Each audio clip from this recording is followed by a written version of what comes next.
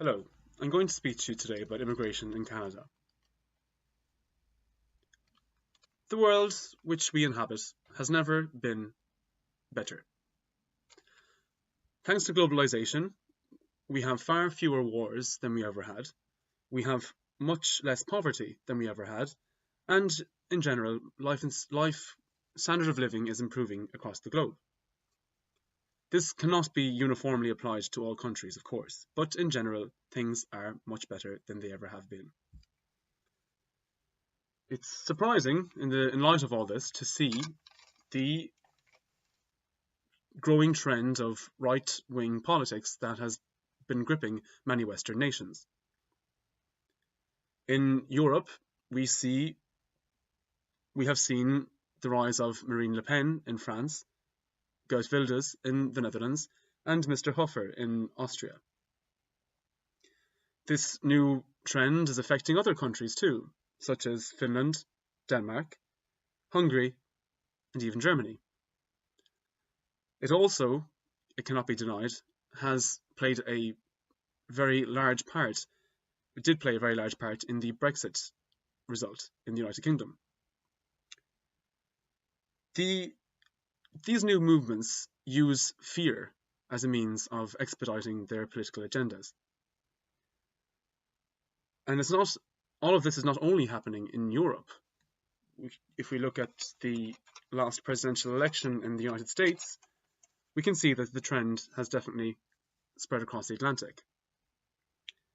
So why is it? So you might think, in the face of all this, that there are no Western countries that are open to immigration. Well, you'd be wrong. Canada is indeed acting independently in this regard from its Western friends. In 2016, Canada welcomed more than 300,000 immigrants into its country. That was more than any other Western country. Today, 1 in 5 people living in Canada were born elsewhere. That's almost double the rate in the United States and the United Kingdom.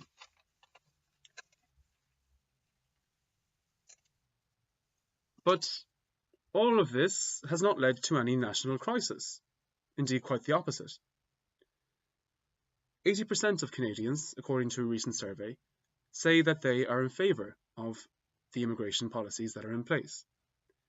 They see them as a pragmatic step in tackling some of the nation's problems, such as its ageing population. And if you think about it, it does make sense. One of Canada's best assets is its labour market, and in a dynamic economy, expanding that labour market can only prove to be beneficial. In 2015, Justin Trudeau was elected Prime Minister of Canada, defying all odds and beating Stephen Harper, who was in power for 10 years. Justin Trudeau embraced globalization, free trade, and social mobility. In his first year in office, Justin Trudeau signed a free trade agreement with the European Union. And he wants to go further with his ambitious plans and has already engaged in exploratory talks with China. Canada wants to increase the number of immigrants into its country by 50% every year for the foreseeable future. When you consider that, perhaps it's not too surprising to find out that Canada was indeed one of the most receptive of the Syrian refugees during the recent crisis. Canada received more than 33,000 refugees. I know that's not in any way comparable to Germany, but it's still very, very positive and much more than most other countries. Immigration takes place and has been taking place since the dawn of time. What makes Canada different from other Western nations in its approach to immigration, however, is that Canada seems to not be looking for temporary residents, but more new citizens. Canada has a specific system in order to for granting visas. A candidate is assessed based on their education, their work experience, and whether or not they can speak to one or both of the official languages of Canada, English and French. Canada's integration policies nowadays do not try to strip new arrivals of their identity. Indeed, they embrace the differences in culture. Schools in Canada teach classes in many different languages. It's not uncommon to hear a class being taught in Spanish or even in Ukrainian. Over the past few years, this has resulted in very positive results for Canada.